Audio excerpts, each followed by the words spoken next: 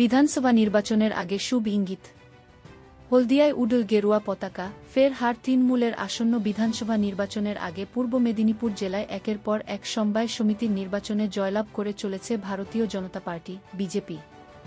নন্দীগ্রামের পর এবার হলদিয়ার মহিষাদল বিধানসভার বিবেকানন্দ সমবায় কৃষি উন্নয়ন সমিতি লিমিটেডের পরিচালক মণ্ডলীর নির্বাচনে বড় জয় ছিনিয়ে আনল গেরুয়া শিবির।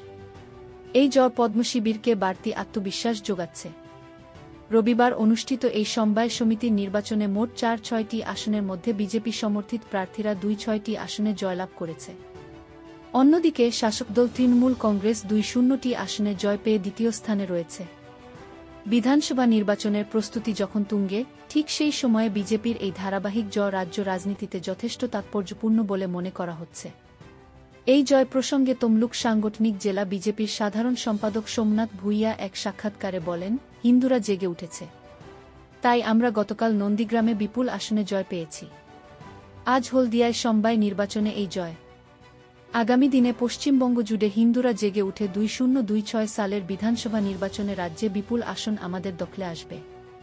প্রসঙ্গত উল্লেখ্য, একদিন আগেই নন্দীগ্রামের আমদাতলা কৃষি উন্নয়ন সমবায় সমিতি লিমিটেডের পরিচালক মণ্ডলীর নির্বাচনেও বিজেপি সমর্থিত প্রার্থীরা বিপুল জয় লাভ করেছিল। আমদাতলা সমবায় সমিতির মোট ৬-০টি আসনের মধ্যে বিজেপি ৪-২টি আসনে জয়লাভ করে, যেখানে শাসকদল তৃণমূল কংগ্রেস মাত্র ১-৮টি আসনে সন্তুষ্ট থাকে।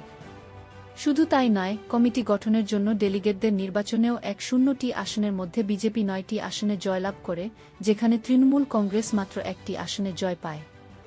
এই ধারাবাহিক সমবায় জয়ের ঘটনা বিজেপির সাংগঠনিক শক্তির বৃদ্ধি এবং তৃণমূলের জন্য একটি চ্যালেঞ্জ হিসেবে দেখা হচ্ছে, বিশেষ করে পূর্ব মেদিনীপুরের মতো গুরুত্বপূর্ণ জেলায়। আসন্ন বিধানসভা নির্বাচনের আগে এই ফলাফল নিঃসন্দেহে উভয় দলের রণনীতিতে প্রভাব ফেলবে।